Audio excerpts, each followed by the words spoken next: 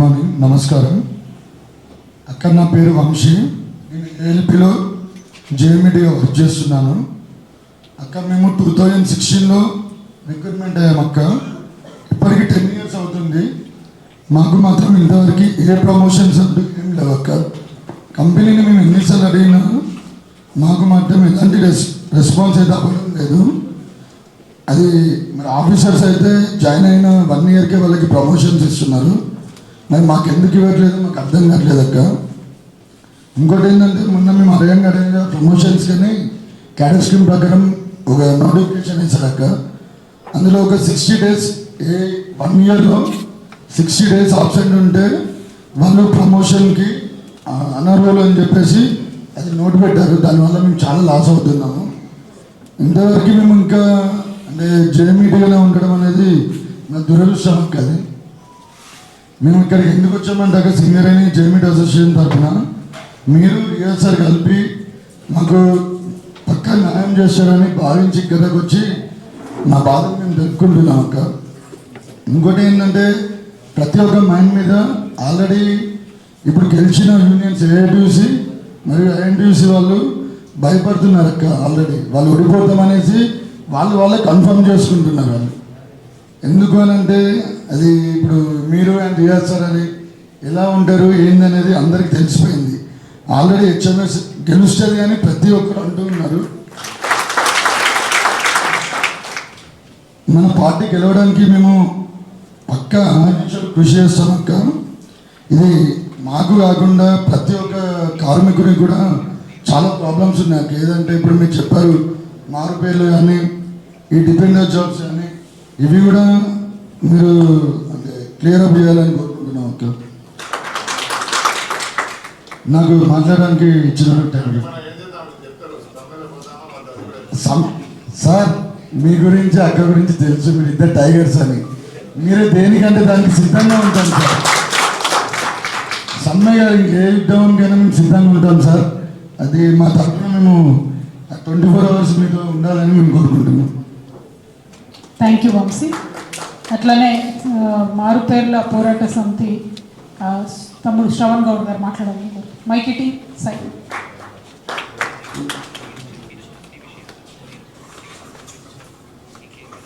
మంది దాకా కూడా మేము ఉండడం జరిగింది అక్క. ఇది మేము రీసెంట్గా ఎవరైతే జిఎంలను ఒక 4-5 జిఎంలను మేము అడిగితే రిక్వెస్ట్ చేస్తే మాకు చెప్పినటువంటి విషయం అక్క.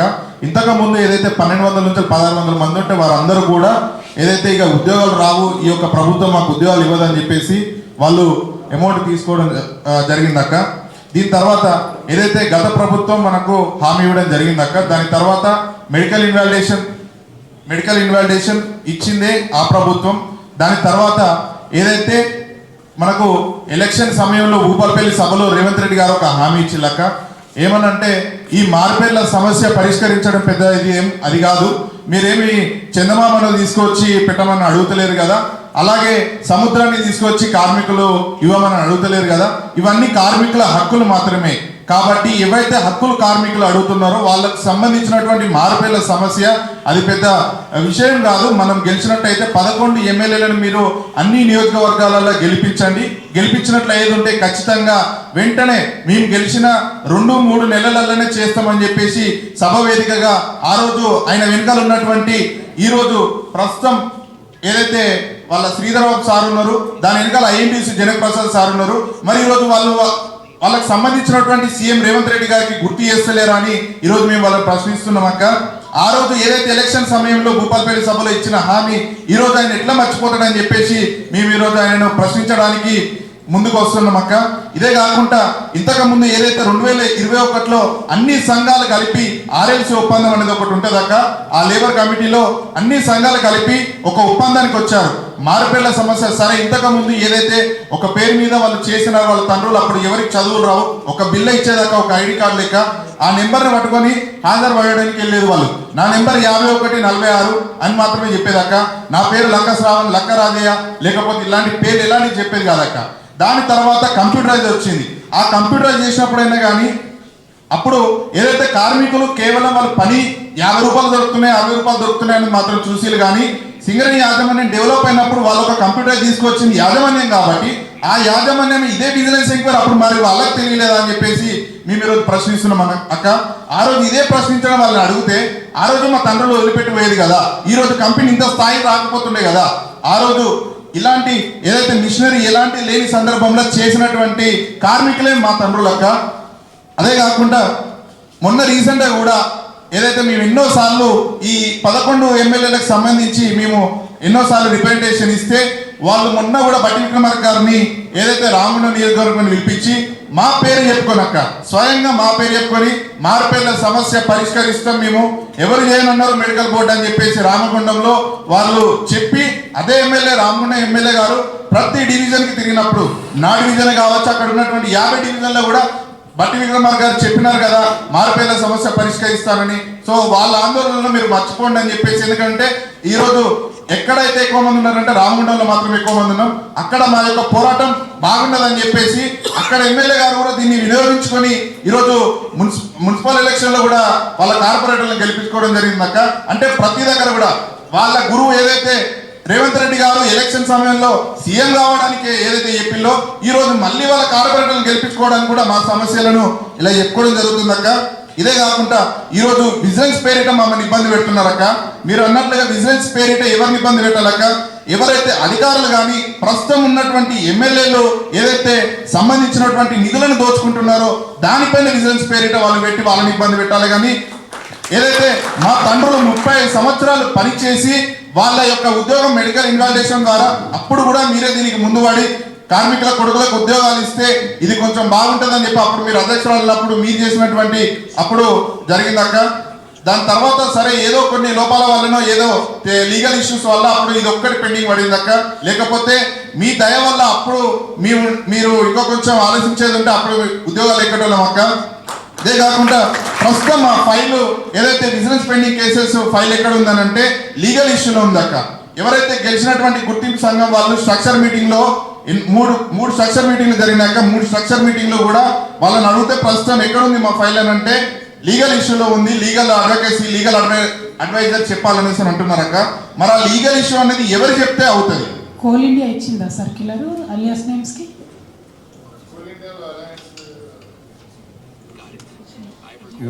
అక్కడ ఒకటి ఏమైందంటే సార్ ఇది బిజినెస్ పేరు పోయింది, బిజినెస్ సాకుతో ఆపింది. ఎవరికంటే 10th పాస్ కాలేదన్న సాకుతోటి ఆపింది. 10th మన ఉద్యోగాలకు సంబంధం లేదు, మనం అది ఆర్గ్యుమెంట్ చేస్తున్నాము. అది మీ కేసులో ఏంటంటే మారుపేర్ల దాంట్లో లీగల్గా పోతే రాదు. నేను ఇప్పుడు చెప్తున్నా అప్పుడు చెప్తున్నా ఎప్పుడు చెప్తున్నా, లీగల్గా ఏ గవర్నమెంట్ కూడా దీన్ని లీగల్లోకి రెగ్యులర్ చేయమన్నది. కానీ మనం ఒక హైకోర్టులో కేసు వచ్చింది గోదావరిలో 11 కేసు మనమే హెచ్ఎంఎస్ వేయించింది. తండ్రి తప్పు చేస్తే కొడుకుకి ఎందుకు ఉద్యోగం ఆపినవు అని హైకోర్టు మన డైలాగ్ కొట్టి ఉద్యోగం ఇచ్చింది. కానీ కావాలని పొలిటికల్ డ్రామాతోటి ఉద్యోగాలు తగ్గాలని నాటకాలు చేస్తాను. కనుక దీన్ని ఒకటే మీరు అక్కడక్కడ అంతా తిరుగుతున్నాం. ఇప్పుడు అన్ని ట్రేడ్ యూనియన్లకు మేము ఒకటే చెప్తున్నాం, దీని మీద ఒక నిర్ణయం తీసుకొని కంపల్సరీ అదే సర్టిఫికేట్ మీకు కూడా చెప్పినాను ఎన్నోసార్లు, ఆర్డర్ కూడా చెప్పెట్టిన హైకోర్టు ఆర్డర్ కూడా ఉన్న కూడా కంపెనీ కేవలం వాళ్ళ ఇంటర్నల్ ఐఎన్టీసీ ఏఐటీసీ టీజీపీ కేసులు. ఈ కేసు ఇప్పుడు చేస్తే వారికి పేరు పోతుంది, ఈ కేసు చేస్తే వారికి పోతుంది. ఆ పొలిటికల్ దాంతో ఆర్గ్యుమెంట్ బలరాం నాయక్ సార్ ఉన్నప్పుడు నేను ఆర్గ్యుమెంట్ చేస్తే అది కాదు సార్ మీరు లీగల్గా మీరు చెప్పండి, దాని మీద మీకు అంతా తెలుసు, మీరు మాట్లాడండి దీన్ని ఎట్లా అక్క. ఇప్పుడు ఇది వచ్చేసి లీగల్ ఇష్యూలో అనేసి ఇప్పుడు ఏదైతే స్ట్రక్చర్ మీటింగ్లో పెట్టుకున్నారో వాళ్ళు మాకు చెప్పడం జరిగింది అక్క. ఈ లీగల్ ఇష్యూ మరి ఎవరు చేస్తారని చెప్పేసి గెలిచినటువంటి గుర్తింపు సంఘాన్ని మేము వాళ్ళు 1 సంవత్సరం వరకు వాళ్ళు మాకు అదే చెప్పుకుంటూ వచ్చినాక మేము వాళ్ళని నిలదీసి ఏదైతే వాళ్ళ ఇవాటి వరకు నాకు తెలిసి ఎర్రజెండా పార్టీ వాళ్ళను గట్టిగా బలంగా ఒక కొట్లాట వరకు ఒక కుర్చీ లేపే వరకు పోయినటువంటి వాళ్ళు ఎవరైనా ఉంటే ఈరోజు సింగరేళ్ళ మార్పేర్ల వల్ల మేము ఆ రోజు చేయడం జరిగిందక్క. ఆ రోజు దాని తర్వాత ఒక వారం రోజుల తర్వాత ఏదైతే ఏఐటీసీ సీతారామయ్య గారు నోరు విప్పి ఇక వీళ్ళు నన్ను కాళ్ళు పట్టుకొని అడిగేటట్టున్నారు అనే సందర్భానికి వచ్చి వాళ్ళు ఒక మాట చెప్పడం జరిగిందక్క, ఇది లీగల్ ఇష్యూలో ఉంది కానీ ఇది మేము చేసే పరిస్థితులలో లేము. లీగల్ ఇష్యూ అని అంటే ఇది కేవలం గవర్నమెంట్ దృష్టికి తీసుకువెళ్ళి దానికి సంబంధించిన వాళ్ళు ఎవరైతే జీవో రిలీజ్ చేస్తే అప్పుడు మాత్రం ఈ సమస్య పరిష్కారం అవుతుందని చెప్పి ఏదైతే మేము పోరాటం వాళ్ళ మీద చేస్తున్నామో ఆ రోజు వాళ్ళు చెప్పడం జరిగిందక్క. దీనిపైన ఎప్పుడైతే వాళ్ళకి చెప్పిలో దాని తర్వాత ఈ 11 ఎమ్మెల్యేలకు కూడా మేము రిప్రజెంటేషన్ ఇవ్వడం జరిగిందక్క. ఒక 80 మంది మేమందరం కూడా వెహికల్ తీసుకెళ్ళి మా సమస్యకి ఇట్లున్నది సార్, మీరు చేయాలి, ఇది ఎమ్మెల్యే గారు మీరు ఎవరైతే దీనికి సంబంధించిన శాఖ డిప్యూటీ సీఎం ఎవరైతే ఉన్నారో దీనికి కోల్ ఇన్ఛార్జ్ ఆయనే ఉన్నాడు కాబట్టి ఆయనకి చెప్పాలని చెప్పేసి ఆయనకి చెప్తే కూడా వాళ్ళు ప్రతిసారి మేము చెప్పినాం అనేసి అంటున్నారక్క. ఒకరోజు ఏదైతే మన సెక్రటరీలో కూడా మేము ఆందోళన చేస్తే మా వీడియోస్ బయటకు వచ్చినాక చాలా పెద్ద ఎత్తున మేము చేసినాం. సెక్రటరీలో కూడా ప్రతి దగ్గర అక్క ఇది నాట్ ఓన్లీ మేము గుర్తింపు సంఘం మీద చేయడం, ఐఎన్టీయూసీ జనప్రసాద్ గారిని కూడా మేము ఏదైతే మేము పాదయాత్ర మేము చేసినప్పుడు మీరు ఆ రోజు కూడా మీరు మాట్లాడలేక పెద్దపల్లి సభకు వచ్చినప్పుడు గోలేటి నుంచి మేము 350 కిలోమీటర్లు నడిచినప్పుడు కూడా మరి ఈ యొక్క కంపెనీకి నా దగ్గర పనిచేసిన వాళ్ళ కొడుకుకే ఉద్యోగం ఇవ్వాలని చెప్పేసి ఒక మానవత్వంతో వాళ్ళు ఆలోచించాలి కానీ ఆ రోజు వాళ్ళు ఆలోచించలేదక్క. ఇది మీరు కొంచెం దీన్ని మీ దృష్టికి తీసుకురావాలని 11 ఏరియాల నుంచి ఇంపార్టెంట్ వాళ్ళు రావడం జరిగిందక్క. దీనిపైన ఖచ్చితంగా స్టార్టింగ్ నుంచి మీకు ఎన్నోసార్లు చెప్పుకుంటూ వచ్చినామక్క.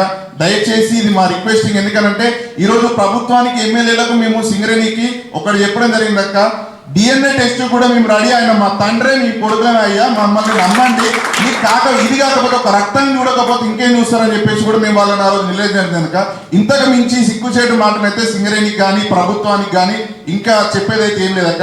దానికి మించి ఇంకా ప్రూఫ్ అని అంటే మాత్రం ఇక మా దగ్గర ఏం లేదక్క.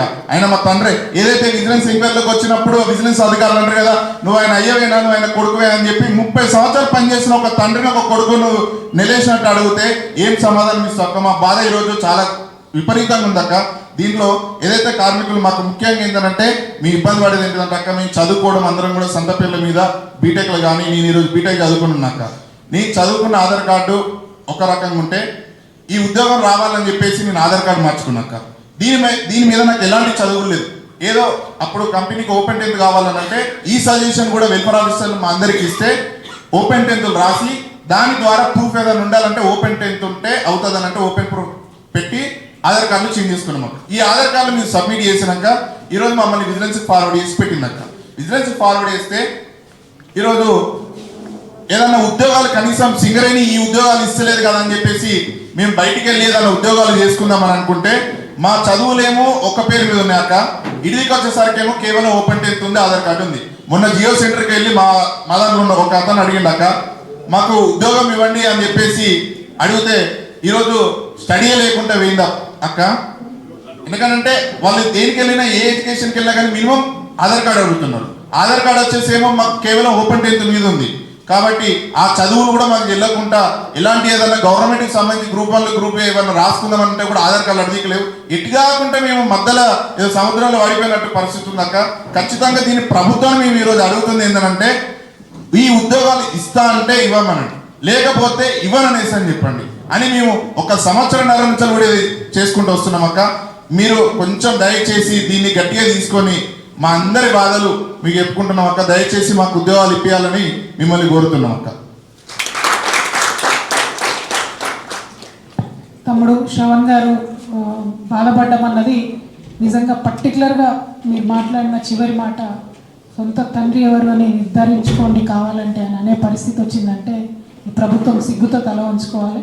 అంతకుముందు మీరు అన్నట్టుగా మరి ఎవరైతే సింగరేణి ఉద్యోగం చేస్తున్నటువంటి బిడ్డ ఉంటారో వాళ్ళు ఎవరికి ఆప్ట్ చేస్తే వాళ్ళకి ఇచ్చే విధంగా కూడా వెసులుబాటు ఇచ్చే ప్రయత్నం అప్పుడు చేస్తేనే ఇంతమందికి ఇవాళ ఉద్యోగాలు వచ్చినాయి. కానీ ఈ ప్రభుత్వం ఆ మానవత్వాన్ని కూడా మర్చిపోయి ప్రవర్తించడం కరెక్ట్ కాదు.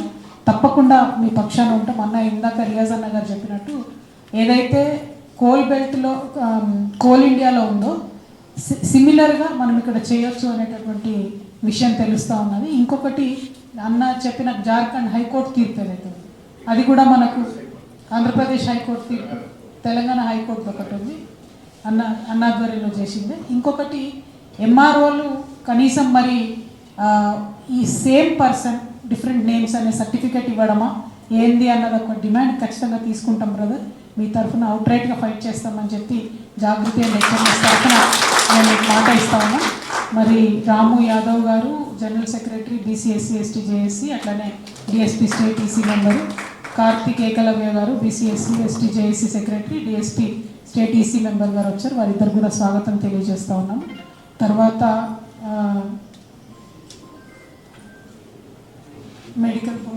మెడికల్ బోర్డు పోరాట సమితి జుబేర్ గారిని మాట్లాడవలసిన కోరుతున్నాం. అందరికీ నమస్కారం.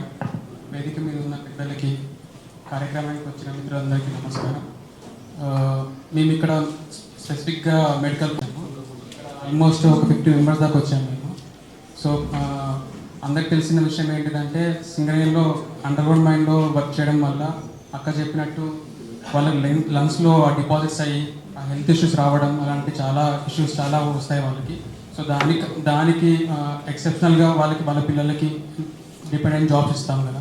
సో అదేవిధంగా ఈ మెడికల్ బోర్డు లాస్ట్ 1 year నుంచి కండక్ట్ చేయడం లేదు.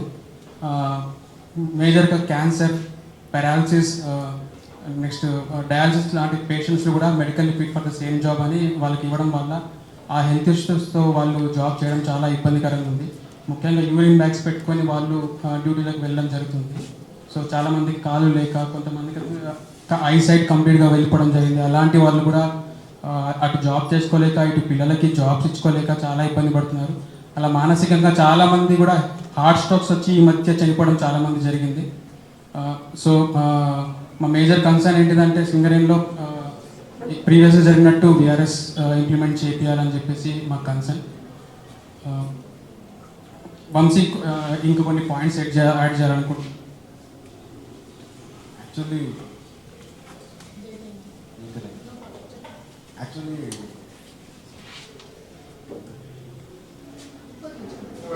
అసెంబ్లీ ఎలక్షన్ ముందు ఈ హయాంలో ఒక మెడికల్ బోర్డు జరిగేది నెలకి.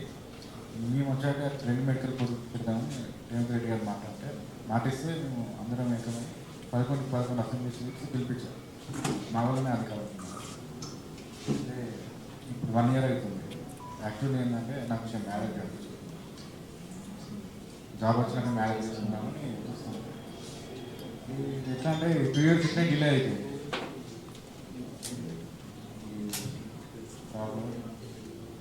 ఇంకేంటంటే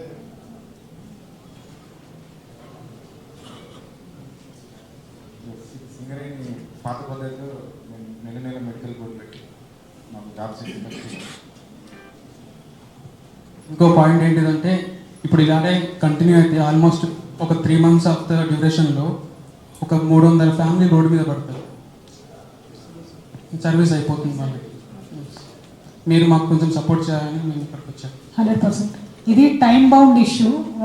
సరైన సమయంలో అడ్రస్ చేయకపోతే వాళ్ళ సర్వీస్ అయిపోతే మళ్ళీ వాళ్ళ పిల్లలకు అవకాశం ఉండదు. కాబట్టి ఆ తమ్ముళ్ళు విపరీతమైనటువంటి బాధలో ఉన్నారు.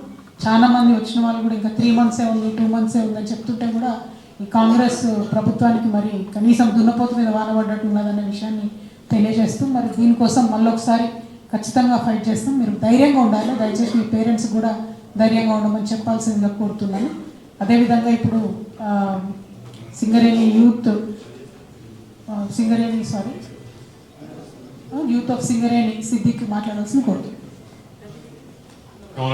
షార్ట్ అండ్ గౌరవనీయులు మా అధ్యక్షులు వేదిక మీద ఉన్న పెద్దలకు మరియు మా కార్మికులకు మరియు మా కార్మికుల వారసులకు ప్రత్యేక ధన్యవాదాలు. మీ ప్రాంతాల నుంచి ఇక్కడికి వచ్చినందుకు. ఈ వేదిక నుంచి కవితక్క ఇచ్చిన పిలుపుకి సేవ్ సింగరేణి అని ఏదైతే ఉందో దాని గురించి మీరు ఖచ్చితంగా ఆలోచించారు. ఎందుకంటే గతంలో 10 సంవత్సరాల నుంచి కార్మికులకు ఎంతవరకు న్యాయం చేశారో అది కేవలం కవితక్క గారి. ఈరోజు 20,000 మంది కార్మికులు పనిచేస్తున్నారంటే కొనుగోలుగా ఉన్న సింగరేణిని కాపాడేది ఖచ్చితంగా కవితక్క గారి. దానికి ప్రత్యేక ఎందుకంటే మేము 5 సంవత్సరాల కార్మికుల పిల్లల కోసం, కార్మికుల కోసం పోరాడాం. దాన్ని ప్రతి పక్షాలు కాకుండా కవితక్క ఏదైతే ఉన్న గవర్నమెంట్ ఉండి కూడా ఏదైతే వాళ్ళు తీసుకొని వాళ్ళు ఇచ్చేయాలి. కానీ కవితక్క గారు మీ పోరాటాన్ని చూశారు. కంపల్సరీ 100% వారసుతో ఉద్యోగాలనేవి కంపల్సరీ వస్తాయి. దానికి నేను గ్యారెంటీ అవ్వాలి. మాకు ఏదైతే మాట ఇచ్చిందో ఆ మాట మీద ఎలక్షన్ వచ్చిన తర్వాత ఒక 2-3 నెలలకు ఏదైతే సీఎండి గారితో మాట్లాడించి సర్కులర్ రిలీజ్ చేయడం జరిగింది. దానితో ఏదైతే స్టార్ట్ అయిందో ఈ రోజు వరకు 20,000 మంది కంపల్సరీ ఎక్కిరంటే కవితక్క గారి బదులు.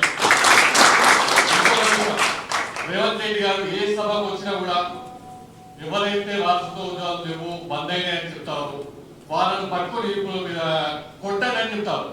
కంపల్సరీ రేవంత్ రెడ్డి గారు మేము ఈ వేదిక మీద చెప్తారు, వారసత్వ ఉద్యోగాలు ఏదైతే బంద్ అయినాయని మీరు కావాలని మీరు చెప్పిర్రో ఆ మాటలు మేము కంపల్సరిగా ఇచ్చేస్తాం. మీరు వచ్చినా కూడా మీ ఈ మన కొట్టేలాగా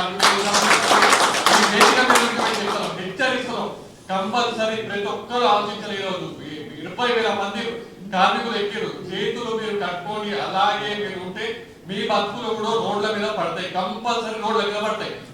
ఆ రోజు మీరు చేసేది ఏముండదు, ఉద్యోగాలు ఏదో ఒక విధంగా ఏదో ఒక మాట ఏదో ఒక చేసి కంపల్సరీ మీ ఉద్యోగాలు కంపల్సరీ పోతాయి.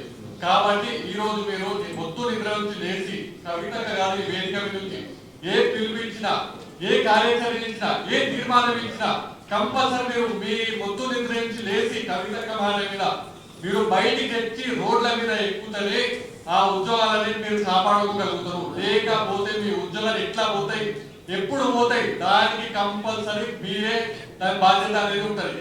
ఈ రోజు రేవంత్ రెడ్డి గారు చేస్తున్న మోసం కార్మికులు ఏదైతే కుటుంబాలు ఆ పరిసర ప్రాంత ప్రజలు కంపల్సరీ దాన్ని గమనించాలి. గమనించి మీరు ఈ రోజైనా కంపల్సరీ దాని గురించి ఆలోచించి కవితక్క గారు 25 రోజుల పార్టీ ప్రకటిస్తారు. కాబట్టి ఎవరితో లాభం అవుతుంది ఎవరితో మోసం అవుతుంది తెలుసుకొని కవితక్క గారికి కంపల్సరీగా మీరు అందరూ బయటకు వచ్చి మద్దతు ఇవ్వాలి. లేదంటే మీ బస్సులు ఎట్లా ఆగలేదో మీరు తర్వాత మీకు కోల్పోయిన తర్వాత మీ కంపల్సరీ దానికి మనం ఇది చేసుకోలేము, మళ్ళీ రిటర్న్ తీసుకోలేము. దీని వల్ల మీరు ఏదైతే ఉన్నారో ఆలోచించి ఈ వేదిక నుంచి కవితక్క గారు ఏదైతే తీర్మానం తీసుకుంటారో దానికి కంపల్సరీ ఏదో ఇక్కడ విన్నాం వెళ్ళిపోయినా ఉన్నట్టు కాకుండా రోడ్ల మీద ఎక్కి రాస్తారు ఒక దాని మీరు ఏదైతే అది కంపల్సరీ ఇక్కడ పెద్దలు ఉన్నారు వాళ్ళకి అప్డేట్ తీసుకుంటా సింగరేణి కాపాడుకునే అనే ఒక విధానాన్ని సింగరేణి అనే దాన్ని యుద్ధం చేసి దాన్ని కంపల్సరీ మనం ఏం చేసుకుంటేనే మన భవిష్యత్తు బాగుంటుంది. ఈ వేదిక మీద నుంచి మీ అందరికీ నేను మనవి చేసుకుంటాను. ఈ సమావేశంలో ఇప్పుడు రాము యాదవ్ గారు general secretary BC SC ST JAC నుండి వచ్చిన రాము యాదవ్ గారిని మాట్లాడేసి కోరుతూ మీ అధ్యక్షులు గౌరవనీయులు విశాలనాన్న గారికి ఈ సందర్భంగా ధన్యవాదాలు తెలియజేస్తాను. థ్యాంక్ యూ అక్క. తెలంగాణకు మరియు ప్రపంచానికి వెలుగుల్ని పంచుతున్న సింగరేణికి ఈరోజు మీరు వెళ్ళగుచ్చుతున్న అభద్రత భావం లేకపోతే అక్కడ ఉన్న సమస్యలు వింటుంటే ప్రతి మనసుకు బాధగా అనిపిస్తుంది. చాలా సమస్యలు మనం చూస్తూ ఉన్నాం సింగరేణిలో. రకరకాల సమస్యలు, ఉద్యోగ భద్రత, అదేవిధంగా ఓపెన్ క్యాస్ట్ మైనింగ్ ద్వారా ఏర్పడే ప్రమాదాల వల్ల జరిగే నష్టాలు, మన కుటుంబాల్లో ఏర్పడుతున్న వైకల్యాలు, లేకపోతే మనకు ఆరోగ్య సమస్యలు, రకరకాల సమస్యలు చాలా ఉన్నాయి. అక్క జాగృతి అధ్యక్షురాలుగా ఉండి లేకపోతే అప్పుడు గౌరవ అధ్యక్షురాలుగా సింగరేణి కార్మికులకు ఉన్నప్పుడు కూడా చాలా రకాలుగా పోరాడారు. చాలా విషయాలు అంటే ప్రభుత్వం దృష్టికి అప్పుడు ప్రభుత్వంలో ఉండి కూడా చాలా విషయాలు ప్రభుత్వం దృష్టికి తీసుకొచ్చి గత బీఆర్ఎస్ ప్రభుత్వంలో చాలా విషయాలను మీలా ఏ విధంగా పనిచేశారు. ఇప్పుడు ఈ తర్వాత ఏర్పడిన ఈ రేవంత్ రెడ్డి ప్రభుత్వంలో చాలా నష్టాలు జరుగుతున్నాయని మీకు మీ అభిప్రాయం ద్వారా నాకు తెలుస్తూ ఉంది. సో మేము బీసీఎస్ఎస్టీ జేఏసీ ధర్మ సమాజ్ పార్టీ ద్వారా డాక్టర్ విశాలం సార్ ఇచ్చిన పిలుపు మేరకు మేము వచ్చి ఇక్కడ కేవలం మద్దతు తెలపడానికి మాత్రమే రాలేదు. జాగృతి అధ్యక్షురాలు కవిత అక్క గారు ఏ నిర్ణయం తీసుకున్నా దాంట్లో కలిసి పోరాటం చేయడానికి మేము సిద్ధంగా ఉన్నామని తెలియజేస్తాం. అంటే దీనికి ఉదాహరణగా మొన్న ఖమ్మంలో నేసి అదే ప్రాంతంలో జరిగిన వెల్లుమట్ల భూబాధితుల విషయంలో ఎంత పోరాడితే ఒక విషయం కొలికి వచ్చింది. అక్కడ మీరు చూసే ఉన్నారు, దాదాపు 400 మంది పైగా వాళ్ళకు భూపట్టాలు ప్రభుత్వం దిగి వచ్చి ఇవ్వగలిగింది.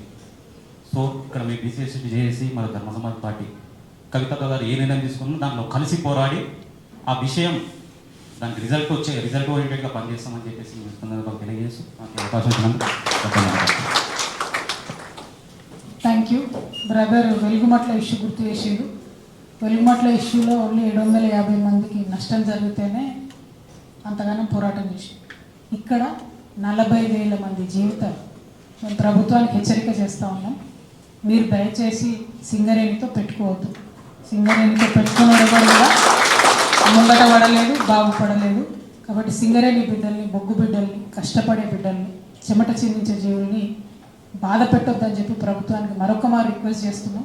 అలియాస్ నేమ్స్ సమస్య వెంటనే తీర్చండి, మెడికల్ బోర్డు వెంటనే ఏర్పాటు చేయండి. మిగతా ఇష్యూస్ అనేకం మాట్లాడుతున్నాం, 1 by 1 అవి చేయండి. కానీ ఇవి టైం సెన్సిటివ్ ఇష్యూస్, వాళ్ళకి ఏజ్ అయిపోతుంది పిల్లలకు, అట్లానే సర్వీస్ అయిపోతుంది. కాబట్టి ఈ 2 ఇమీడియట్గా టేకప్ చేయాలని చెప్పి నేను ప్రభుత్వాన్ని డిమాండ్ చేస్తూ, మరి సింగరేణి బదిలీ వర్కర్స్ అండ్ మజ్దూర్ ఫోరం నుంచి వచ్చిన ఉప్పల సంపత్ గారిని మాట్లాడాల్సిన కోరుతున్నాను. పెద్దలు కవితక్క గారు, రియాజ్ అహ్మద్ గారు, సారణ గారు, అలాగే సింగరేణి జాగృతి అధ్యక్షులు వెంకట్ గారికి, ఎస్టీ సంఘం కేఏసీ నాయకులకు, ఆల్ ఇండియా ఫార్వర్డ్ బ్లాక్ నాయకులకు, అన్ని 11 ఏరియాల నుంచి వచ్చిన నా తోటి సింగరేణి కార్మికులకు, అలాగే మెడికల్ బోర్డు కోసం ట్రై చేస్తూ మా అక్క సాయం కోసం వచ్చిన కొంతమంది మిత్రులకి అందరికీ నమస్కారం. అక్క, నా పేరు సంపత్. నేను శ్రీరాంపూర్ న్యూటెక్ గన్లో జనరల్ అసిస్టెంట్గా వర్క్ చేస్తున్నాను. సింగరేణిలో ఉద్యోగం అంటే ఒక ఎమోషన్ అక్క. ఇక్కడ చాలామంది పెద్ద పెద్ద చదువుకున్నారు, పిహెచ్డి రీసెర్చ్ స్కాలర్స్ ఉన్నారు, పిహెచ్డి స్కాలర్స్ ఉన్నారు. అలాగే ఎందుకు ఎమోషన్ అన్నా అంటే, నా మిత్రుడు ఒకరు న్యూజిలాండ్లో జాబ్ వదిలిపెట్టుకుని వచ్చి సింగరేణిలో బదిలీ వర్కర్ కేటగిరీ మనం జాబ్కి ఎక్కింది అక్క. అంటే అంత ఎమోషన్ ఉంటుందని చూడండి. దీనిలో అప్పుడు దాదాపు ఒక 15 ఏళ్ల కిందట నేను కానీ, సిద్దిక్ కానీ, youth of Singareni Sons association, అలాగే మన మిత్రుడు వెంకట్ తెలంగాణ ఉద్యమంలో, అలాగే సింగరేణి వారసత్వ ఉద్యమాల కోసం 15 ఏళ్ల కింద నేను కొట్లాడినాం అక్క. అప్పుడు మన యూత్ ఆఫ్ సింగరేణి సిద్దిక్ తోటి మీ ద్వారా కాంటాక్ట్ అయ్యి సింగరేణిలో ఎలాగైనా ఉద్యోగాలు రావాలి అంటే కేవలం మీ వల్లనే సాధ్యమైంది అక్క. దానికి ఒకే ఒక ఉదాహరణ ఇక్కడ ఉన్న ఈ యువ కార్మికులే అక్క.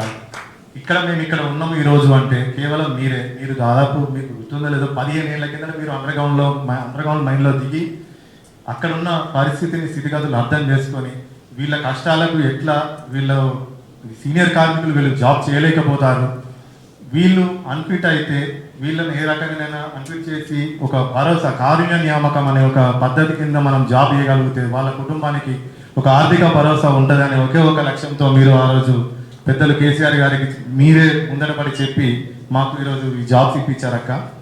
కేవలం ఈరోజు 15,000 మంది సింగరేణిలో ఉన్నామంటే ఒక మీ వల్లనే. దానికి మీకు ప్రత్యేకంగా ధన్యవాదాలు తెలియజేసుకుంటున్నాం అక్క. కానీ ఈరోజు ఈ కాంగ్రెస్ ప్రభుత్వం వచ్చిన తర్వాత మా గౌరవ ఉప ముఖ్యమంత్రి గారు మొన్న శాసనమండలిలో ఒక మాట చెప్పిండు. ఆయన అన్న మాటలకి మా 15,000 మంది యువ కార్మికుల మనోభావాలు దెబ్బతిన్నాయక్క. ఏంటిది అంటే వీళ్ళందరి మీద సిబిఐ ఎంక్వైరీ చేస్తాను. అరే మేము అంగలమా సార్, మేము ఒకటే మాట అడుగుతున్నాం మీడియా మిత్రుల ద్వారా. మేము ఏం చేసినాం? సిబిఐ ఎంక్వైరీ ఎందుకు? మీ ప్రభుత్వం ఏర్పాటు చేసిన మెడికల్ డాక్టర్లే కదా, నిమ్స్ డాక్టర్లే కదా, ఈ పర్సన్ మెడికల్గా పని చేయడు, ఈయన అన్ఫిట్ అయిండు, ఈయన పని చేయడు అంటేనే కదా ఆయన కష్టపడి ఆయన ఆరోగ్యం బాగలేకపోయినా అయ్యో నా కొడుకు జాబ్ వస్తుంది అని ఒక రీజన్లా సంబరం కొద్ది ఆయన కొడుకు జాబ్ పెట్టించుకుంటే ఆయన ఏమో పని దొంగతనం చేసినట్టు, లంగతనం చేసినట్టు ఆయన మీద సిబిఐ ఎంక్వైరీ చేస్తాను. సరే వేయండి సార్, సిబిఐ ఎంక్వైరీ చేయండి, ఎవరు లంచాలు ఇచ్చిర్రు, ఎవరు ఏం చేసిర్రు అనేది మీరు దాని మీద ఎంక్వైరీ చేసుకోండి, వాళ్ళ మీద చర్యలు తీసుకోండి. కానీ అలాగే అదే 90 బ్లాక్ల వాళ్ళు టెండర్ల డీజిల్ కుంభకోణం కానీ 90 బ్లాక్ల టెండర్లలో కానీ ఎక్కడైతే ఎవరైతే మిస్టేకులు చేసినో వాళ్ళ మీద కూడా ఎంక్వైరీ చేయండి, స్పెషల్ కమిటీలు వేయండి. మీరే కదా ప్రభుత్వం, మీరే కదా చేసేది చూసేది. మీ మీద ఎన్ని రోజులు ఉన్నాయి సార్ గౌరవం? రేవంత్ రెడ్డి గారి కంటే మీ మీద మాకు నమ్మకం ఎక్కువ ఉండే. భట్టి గారు ఇట్లా కొద్దిగా కేసు టేక్ ఓవర్ చేస్తారు అంటే ఓకే ఆయన బాగా పనిచేస్తాడు అన్నట్టు ఉండే. కానీ ఆ నమ్మకం మొత్తం మీరు ఒకే ఒక స్టేట్మెంట్ తోటి పొడగొట్టుకున్నారు సార్ సింగరేణిలో. అలాగే నెక్స్ట్ ఇప్పుడు ఐఎన్టీయూసీ మీ కార్యకర్తలు మొన్న ఒక మాట అన్నారు, కార్మిక వర్గం కానీ మన కార్మిక సంఘాలు కానీ వీళ్ళే చెప్తారు మెడికల్ బోర్డులో అవినీతి జరిగింది అని చెప్పారు కదా. మరి చెప్పిన వాళ్ళు కదా సార్, మీకు చెప్పింది ఎవరు? ఐఎన్టీసీ వాళ్ళు చెప్పిరా, ఏఐటీసీ వాళ్ళు చెప్పిరా? అది చెప్తే మాకు అర్థమవుతుంది కదా. మేమైతే కార్మికులు మేమేం చెప్పలేదు మీ దగ్గరికి వచ్చి, మాకు మిమ్మల్ని కలిసే అవకాశమే లేదు. మిమ్మల్ని కలవాలంటే మీ యూనియన్లో లేకపోతే ప్రస్తుత గుర్తింపు సంఘపోల్లో కలవాలి. వాళ్ళు చెప్పిరా, మరి చెప్పండి. మళ్ళీ ఇంకా దరిద్రం ఏంటంటే ఈ ఏఐటీసీ వాళ్ళు గుర్తింపు సంఘంలో ఉన్న కాలంలో గతంలో నా చిన్నతనంలో ఉండేది విఆర్ఎస్, గోల్డెన్ హ్యాండ్ షేక్, అప్పుడు ఉద్యోగాలు కూడా కొట్టారు. ఇప్పుడు గుర్తింపు సంఘం వచ్చి ఇప్పుడు ఉద్యోగాలు పొడగొడతారు. అరే మీరు కార్మికులకు ఎప్పుడు చేస్తారు సార్? సీతారామయ్య గారు, మీరు కార్మికులకు మంచి ఎప్పుడు చేసేది చెప్పండి.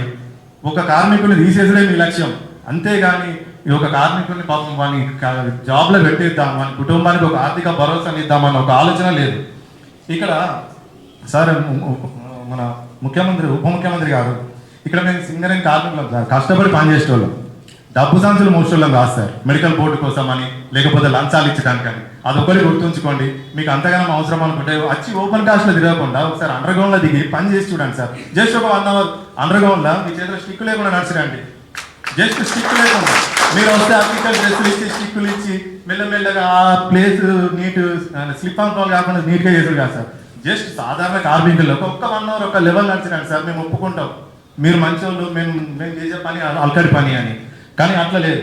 ఇక్కడ ఏంటంటే అక్క, ఇక్కడ మాకు చిన్న చిన్న సమస్యలు కొన్ని ఉన్నాయి అక్క, అవి బయటకు చూడడానికి చిన్నయే. నిన్న మొన్న ఒక 2 days బ్యాక్ మన మెడికల్ బోర్డు పాపం మా మైండ్లో ఒక కార్మికునికి స్పైనల్ కార్డ్ సర్జరీ అయింది అక్క. ఈ స్పైనల్ కార్డ్ సర్జరీ ఆయన పాపం డ్యూటీ చేయలేదు, దాదాపు 6-7 నెలలు డ్యూటీలు చేయలేదు. డ్యూటీలు చేయక మొన్న నుంచి డ్యూటీ వస్తా అంటే ఒక 3 రోజుల కింద 2 రోజుల కింద జీతం వచ్చింది. ఆ శాలరీలో ఆయన 1200 రికవరీ ఉంది. ఈ 1200 రికవరీ ఏంటంటే ఈ స్పైనల్ కార్డ్ సర్జరీ అయిన దగ్గర ఆ కంపెనీ ఇచ్చే బిల్లు కంటే 1200 ఎక్కువ అయిందంట. అది ఆయన జీతంలో కట్ చేసిందట. ఈయన ఒక రోజు కంపెనీకి పని చేస్తే కంపెనీకి 5000 రూపాయలు లాభం వస్తుంది అక్క. పని చేస్తే 5000 రూపాయలు వచ్చే కదా 1200 రూపాయలు కంపెనీకి అది రికవరీ పెట్టిందంటే ఒక్క నిమిషం ఆలోచించండి. ఏమన్నంటే నిమ్స్ టారిఫ్ అంటారు. నిమ్స్ టారిఫ్ ఎందుకు అక్క? మరి రిఫరెన్స్ చేసేది నిమ్స్గా పంపించవచ్చు కదా, ప్రైవేట్ హాస్పిటల్కి ఎందుకు పంపిస్తారు? ఏమన్నంటే భూపాలపల్లి కార్మికులు కానీ మంచిర్యాల కార్మికులు కానీ రిఫరల్ కోసం హైదరాబాద్ వరకు రావాల్సి వస్తుంది. వచ్చేటప్పుడు ఒక అంబులెన్స్లో 2 పేషెంట్లు రావాలి. ఎందుకు ఇట్లా? అదే ఈ మన సిపిఆర్ఎంఎస్ కార్డు మీద నేను జాబ్ ఎక్కి 7 years అవుతున్నాక 40,000 రూపాయలు నా దగ్గర కంపెనీ ఆల్రెడీ తీసుకున్నది. ఎప్పుడు నేను రిటైర్మెంట్ అయిన తర్వాత నాకు కానీ నా భార్యకు కానీ 8 లక్షల రూపాయల మెడికల్ కార్డు ఇవ్వడానికి నేను జాబ్ ఎక్కినప్పటి నుంచి నాకు 40,000 రూపాయలు తీసుకున్నాను. మరి దాని వడ్డీ ఎవరు అడుగుతారక్క? దాదాపు 150 కోట్లు. ఈ 40,000 రూపాయలు చిన్న లెక్కే. 40,000 మంది కార్మికులు ఇంటూ 40,000 150 కోట్లు అయితేనే అక్క. అవన్నీ ఉండగా కూడా 100 రూపాయలకు 200 రూపాయలకు 1000 రూపాయలకు రికవరీలు మెడికల్ రికవరీలు పెట్టడం అనేది సమంజసం కాదు. అలాగే మన సింగరేణి గొప్పలు చెప్తాను. ఇప్పుడున్న పరిస్థితులలో మనం ఒక 5 సంవత్సరాల కంటే ఎక్కువ మన మైండ్స్ ఉంటాయి, 10 సంవత్సరాల కంటే 1-2 మైండ్సే ఉంటాయి. సింగరేణి కార్మికులు అందరూ ఉంటారా ఉండరా అని ఒక భయాందోళన ఉన్నది. ఇది ఒక మళ్ళీ ఇంకోటి 7,000 మంది ఎగ్జిట్ మ్యాన్ పవర్ ఉన్నది మన దగ్గర, మిమ్మల్ని అందరినీ తీసేస్తామని. దీని మీద మాకు ఒక స్టేట్మెంట్ రావాలి. 7,000 మంది ఉన్నారు అంటే వాళ్ళని ఎందుకు ఉంచుతాంది కంపెనీ? ప్రభుత్వ లక్ష్యం ఏదైనా ఒక పర్సన్కి ఉపాధి కల్పించడం అనేది మెయిన్ కాన్సెప్ట్. అక్కడ 7,000 మందిని ఎగ్జిట్ మ్యాన్ పవర్ ఉన్నదంటే నువ్వు వాళ్ళందరినీ తీసేస్తాను ఇండైరెక్ట్గా చెప్తానవా? లేదు, రాజస్థాన్లో నేను సోలార్ ప్లాంట్లు పెడతాను, 90 బ్లాక్లో కొంతమంది కొన్ని ప్రాజెక్టులు అంటే పెద్ద టెండర్లు వేస్తాను, మహాపాద పాత్రలు మనం బొగ్గు తీద్దాం అనుకుంటాను, ఇవన్నీ చేస్తాను. కర్ణాటకలో గోల్డ్ మైనింగ్ సెక్టర్ మన దాన్ని ఏమంటారు వెలికితీతల ప్రాజెక్ట్ మనకే టెండర్ వచ్చింది అని అంటాను. మరి దానిలో సింగరేణి కార్మికులు ఎంతమంది ఉంటారు అక్క? ఎవరు ఉన్నారు? మళ్ళీ అదే ప్రైవేట్ వాళ్ళు వస్తారు, వాళ్ళు ఎవరో చేసుకుంటారు. అంటే ఈ 7,000 మందిని మిమ్మల్ని తీసేస్తాను అన్న ఒక కాన్సెప్ట్. మాకు కావాల్సింది 7,000 మంది ఉంటుంది, 10,000 మంది ఉంటుంది. నేను సింగరేణి ఎంప్లాయీని, నేను రిటైర్ అయ్యే వరకు ఇదే మైండ్ ఉండాలి, ఇదే సింగరేణిలో ఉండాలి నేను అడిగేది. అండ్ అట్లనే మనకు ప్రతిదానికి ఈ భూపాలపల్లి నుంచి కానీ మంచిర్యాల నుంచి కానీ ఇక్కడ హైదరాబాద్కి రిఫర్ చేసుకోవడానికి వచ్చుడు ఒక ఇబ్బంది అవుతుంది అక్క. వీళ్ళకు మన కోసం ఏంటంటే అయితే భూపాలపల్లి లేదంటే వీలైతే 2 చోట్ల మంచిర్యాలలో కార్పొరేట్ సూపర్ స్పెషాలిటీ హాస్పిటల్ అనేది ఖచ్చితంగా ఉండాలి అక్క. మెయిన్గా ఇప్పుడు అందరూ యువకులు ఉన్నారు, వాళ్ళకు చిన్న పిల్లలు ఉన్నారు, పీడియాట్రిషియన్ డాక్టర్ ఎవరు దగ్గర అందుబాటులో ఉండలేరు, ఉన్నా కూడా కాంట్రాక్ట్ ప్రాతిపదికన తీసుకుంటారు. కాంట్రాక్ట్ ప్రాతిపదికన కాకుండా రెగ్యులర్ ప్రాతిపదికన డాక్టర్స్ని షిఫ్ట్ వైజ్ ఉంచాలి. నైట్ షిఫ్ట్ అయితే పొద్దున డాక్టర్ వచ్చే వరకు వెయిట్ చేయాల్సి వస్తుంది. సాయంత్రం పాపం ఆయన వాళ్ళు ఒకరే ఉంటారో 2 ఉంటారో కొద్దిగా వాళ్ళ మీద కూడా ప్రెషర్ అవుతుంది. అట్లా కాకుండా రెగ్యులర్ ప్రాతిపదికన డాక్టర్స్ ఉండాలి. భూపాలపల్లి ఒకటి, మంచిర్యాల ఒకటి, ఈ 2 ఏరియాల్లో కార్పొరేట్ లెవెల్ కంప్లీట్గా సూపర్ స్పెషాలిటీ హాస్పిటల్ అనేది ఒకటి ఉండాలి అక్క. అలాగే మళ్ళీ ఇప్పుడు మాకు దసరా దీపావళి వచ్చిందంటే సింగరేణి కార్మికులకి మీకేందా వచ్చే పైసలు లక్షలు వస్తాయి, మనం మీడియా మిత్రులు రాస్తారు డబుల్ కొనాందా అది అనుకుంటా. కానీ అదే మీడియా మిత్రులను ఈరోజు చెప్తున్న ఒక మాట, గడిచిన ఈ నెల కానీ పోయిన నెల కానీ ఒకే ఒక్కరు మీకు ఎవ్వరు తెలుసున్నా వాళ్ళ పేజ్లు ఇప్పుడు తీసి చూడండి ఒక్కసారి. మా బాధ ఏందనేది అర్థమవుతుంది. రోజుకి కనీసం 500 రూపాయల శాలరీ లేకుండా కూడా పే స్లిప్లు వచ్చి ఉన్నాయి సార్. ఈరోజు డైలీ 5000 వన్ పే స్లిప్ చూస్తే డైలీ 2000 3000 బేసిక్ ఉంటుంది. చేతికి వచ్చేది చూస్తే రోజు 200-300 కూలి ఎక్కడ పోతాను? వచ్చే జీతం కంటే ఐటీ ట్యాక్స్ ఎక్కువ పోతాను. దీన్ని ఎందుకు అంటే అధికారుల మాదిరిగా అధికారులకు ఎందుకు ఇస్తారు? ఒకే కుటుంబం ఒకే లక్ష్యం ఒకే గమ్యం అంటాను సింగరేణి. కాకపోతే అట్లా ఏం లేదు. అధికారులు అలాగే కార్మికులు అలాగే. ఇక్కడ కార్మికులకి ఐటీ పెర్క్స్ మీద ఐటీ రీయింబర్స్మెంట్, ఐటీ మాఫీ అడగట్లేదు అక్క. మేము కట్టిన దాన్ని మాకు రీయింబర్స్మెంట్ ఇమ్మంటాను. సిఎస్ఆర్ నిధుల కింద డిఎంఎఫ్పి నిధుల కింద అటు ఇటు పంచుడు వేరే జిల్లాలకు తరలించుడు కాదక్క. ముందు మా దగ్గర మా కంపెనీ క్వార్టర్లో రిపేర్ కావాలి, మాకు ర్యాపిడ్ గ్రావిటీ ఫిల్టర్ వాటర్ కావాలి. అట్ ద సేమ్ టైం మాకు ఐటీ రీయింబర్స్మెంట్, పర్క్స్ మీద ఐటీ రీయింబర్స్మెంట్, ఫుల్ ఐటీ కూడా అవసరం లేదక్క. దీన్ని ఏమంటారు, పర్క్స్ మీద రీయింబర్స్మెంట్ ఇస్తే మాకు కొద్దిలో గొప్ప ఒకటి అవుతుంది. అలాగే బ్రదర్ బాధ పడ్డాడు ఇంతకుముందు. ఆ బాధ అంటే మా కళ్ళ నీళ్ళు తిరిగినాక తండ్రి కొడుకుల్ని నిర్ధారించుకోమంటే ఇంతకన్నా సిగ్గు చేయడం అనేది ఏం లేదు. బ్రదర్ ఏమన్నాడు, డిఎన్ఏ టెస్ట్ చేసుకోమన్నారు సార్. డిఎన్ఏ టెస్ట్ కూడా రెడీ అయిందంటే ఒక్క నిమిషం ఆలోచించండి. మీరు ఇచ్చేది కారుణ్య నియామకం. కారుణ్య నియామకం అంటే ఈ ప్రభుత్వానికి ఒకటే చెప్తున్నా, కారుణ్య నియామకం అంటే అర్థం ఏంటి తెలుసుకోండి. మీరు ఇచ్చే జాబు అదేంది అధికారి హోదాలో కాదు, కేవలం ఒక కుటుంబానికి బుక్కడి తిండి రోజు తిండి పెట్టే జాబ్, కేటగిరీ 1 ఉద్యోగము. దానికి తగ్గట్టు కార్య నియామకం అంటే ఏంటి తెలుసుకొని ఇవ్వండి. అలాగే చివరిగా ఈ ప్రభుత్వాన్ని నేను కోరేది ఒక్కటే, సింగరేణి సంస్థను కాపాడండి. మా ఉద్యోగాలు మాకు కొనసాగించండి. సిబిఐ ఎంక్వైరీ కానీ ఇంకేదైనా ఎంక్వైరీ చేసుకోండి. కాకపోతే అన్నిటి మీద మీరు వేసిన కాంట్రాక్ట్ల మీద టెండర్ల మీద వేయండి. అధికారులు మెడికల్ బోర్డు మీద అప్పుడున్న డాక్టర్లు కానీ లేకపోతే బోర్డు కానీ అట్లే అండి. సరే గతంలో మెడికల్ బోర్డు, నాకు అక్క ఒక డౌట్, గతంలో మెడికల్ బోర్డు జరిగింది మేము ఆపేసామంటాను. సరే వారిని ఎంక్వైరీ చేయండి సార్. ఇప్పుడున్న మెడికల్ బోర్డు ఎందుకు కండక్ట్ చేస్తలేవు? అంటే ఇప్పుడు కూడా లాగా దొంగలే ఉన్నారా మెడికల్ బోర్డులో? ఇప్పుడు కొత్త వాళ్ళని పెట్టండి, మంచి వాళ్ళని పెట్టండి, వాళ్ళతో మెడికల్ బోర్డు నడిపియండి. అది చేత కాదు. వీళ్ళ కాన్సెప్ట్ ఉద్యోగాలు ఇవ్వద్దు. ఫస్ట్ కాన్సెప్ట్ ఉద్యోగాలు ఇవ్వద్దు, ఉద్యోగాలు ఊడగొట్టాలి. దానికి ఐడెంటిటీ వంత పడతాను. అంతే అక్క. Thank you. అలాగే ఈ అవకాశం ఇచ్చిన ధన్యవాదాలు. పెద్దలు ఏమన్నా తప్పుగా మాట్లాడితే క్షమించండి. అంటే అనుకోండి అక్క, మన పార్టీ ఆవిర్భావం తర్వాత మీరు సమయం చూసుకొని మీరు సేవ్ సింగరేణి అనేది కరెక్ట్ టైంలో మీరు మాకు ఇచ్చారు భరోసా అక్క. బయట నన్ను కాదు మైండ్ మీదకి వెళ్తే అడుగుతారు ఏమైంది అక్కేం మాట్లాడేది అని. నేను ఒకటే చెప్తున్నా, సింగరేణి మన తెలంగాణలో సింగరేణి మీద పూర్తి అవగాహన ఉన్న రాజకీయ నాయకులు ఎవరైనా ఉన్నారో అంటే కేవలం కవితక్క గారు మాత్రమే. పూర్తి అవగాహన, అది కార్మికులకి మంచి చేయాలన్నా ఏదైనా ఆలోచించాలంటే కేవలం కవితక్క గారి ద్వారానే జరుగుతాయి తప్పించి ఇంకెవరు కాదు. మిగతా వాళ్ళందరూ మాటల వరకే ఉంటారు. అక్కొక్కటే మైండ్లో పెట్టుకున్నది అంటే అది అయ్యేంత వరకు వదిలిపెట్టది. అట్లా చెప్పుకుంటా ఒక. అయితే పార్టీ ఆవిర్భావం తర్వాత 11 ఏరియాలలో సింగరేణి కార్మికులతో మీరు ముఖాముఖి అయినా లేకపోతే ఒక ప్రోగ్రామ్ లాంటిది బాట లాంటిది పెడితే మాకు చాలా నమ్మకం వస్తుంది అక్క. అలాగే మన పార్టీకి కానీ మనకు కానీ ఎస్ఎంఎస్ కానీ చాలా ఉపయోగపడుతుందని. అలాగే అవకాశం ఇచ్చిన ప్రతి ఒక్కరికి ధన్యవాదాలు. Thank you. తిరుపతి గారు అనేక మాటలు చెప్పిండు, చాలా రిలవెంట్గా మాట్లాడిండు. అందులో ముఖ్యంగా ఒకటి ఏంటి అని అంటే ఈ ప్రభుత్వం చేస్తున్న కుట్ర, సింగరేణి ఉండదు పోతుంది తీసేస్తాము, కొంచెం మనుగురు లాంటి ఏరియాని అయితే మైన్ ఓపెన్ చేయకుండా టౌనే ఆగమవుతుంది అనేటటువంటి పరిస్థితి ఇట్లా క్రియేట్ చేస్తూ ఉన్నారు. మీకు నేను ఒక మాట ఇస్తా ఉన్నా, మీ చెల్లెలుగా మీ అక్కగా, సింగరేణి బిడ్డలు అంటే నా సొంత బిడ్డలు అనుకుంటా కాబట్టి నేను మీకు మాట ఇస్తున్నా, మిమ్మల్ని భయాందోళనకు గురి చేస్తుంది ఈ ప్రభుత్వం పోతే తప్ప సింగరేణి ఎక్కడికి పోదు. నాకు ప్రాణం ఉన్నంత వరకు సింగరేణికి ఏమైనా నేను నా ప్రాణం అడ్డేసి కొట్లాడతాను విషయాన్ని సింగరేణి కార్మికులకు తెలియజేస్తా ఉన్నాం. మరి ఇప్పుడు ఆల్మోస్ట్ బయట నుండి వచ్చిన సంఘాల వాళ్ళందరూ అయిపోయారు. ఓన్లీ మన హెచ్ఎంఎస్ అండ్ జాగృతి వాళ్ళు ఉన్నారు. మీ అందరితో నా రిక్వెస్ట్ ఏంటంటే ఆర్డర్గా పిలుస్తా, అందరికి మాట్లాడేయాలని ఉంది, కానీ దయచేసి టక్ టక్ టక్ అని 1-2 మినిట్స్లో మాట్లాడాలి. మన ఆర్గనైజేషన్ కదా, అందుకనే ఫాస్ట్గా క్లోజ్ చేయాలి, రిపీట్ చేయొద్దు దయచేసి. వేరే మైక్ ఎక్కడ ఉంచిన గోపిక అశోక్ గారు మాట్లాడవలసింది కోరుతున్నాను. జనరల్ గోషిక సారీ అన్న గోషిక అశోక్ గారు. ఏం నమస్కారాలు వద్దన్న టక్కన మ్యాటర్ చెప్పేసి అందరికీ అంతే. నేను చెప్పాలనుకునే మా ప్రెసిడెంట్ చెప్పేసి మొత్తం నేను ఒక 2 మాటలు మాట్లాడతాను. చెప్పండి. సింగరేళ్ళ రాజకీయ జోకం అన్నది చాలా పెరిగిపోయింది. ఎమ్మెల్యేలు మంత్రులు వాళ్ళు చేయబట్టి కంపెనీ నాశనం అవుతుంది. కాబట్టి కంపెనీ పోయినసారి ఎంత టార్గెట్ వచ్చింది, ఈసారి రాలేదు. కేవలం మంత్రులు ఎమ్మెల్యే మంత్రులు ఎమ్మెల్యే కాబట్టి ఏ మంత్రి కానీ ఏ ఎమ్మెల్యే కానీ పెద్ద జనరల్ అసిస్టెంట్ నుంచి మొదలుపెట్టి జిఎం వరకు ఇదే 5 రోడ్లు. ఏ మంత్రి కానీ కథ ఫోన్ చేస్తాడు ఈ జిఎం ఇక్కడ ఉండాలనుకుంటే ఆ లెటర్ పంపుడు, డైరెక్టర్ లెవెల్ మాట్లాడు, సేఫ్టీ లెవెల్ మాట్లాడు, పలానా జిఎం పలానా కానీ ఉంచు, ఇంకొకటి పంపద్దు వాళ్ళు చెప్పుడు. ఎందుకంటే ఈ జిఎంలు వాళ్ళు వచ్చినప్పుడల్లా పోయి కార్ నిలబడి కార్ డోర్ ఇస్తారు జిఎంలే. అటువంటి వ్యవస్థ వచ్చింది సింగరేళ్ళ. ఒకప్పుడు ఈ ఎమ్మెల్యే అంటే మాకు సింగరేణికే తెలియదు, మంత్రి అంటే మాకు సింగరేణి తెలియదు. అటువంటిది రాజకీయం అనేది జోకం బాగా పెరిగిపోయింది.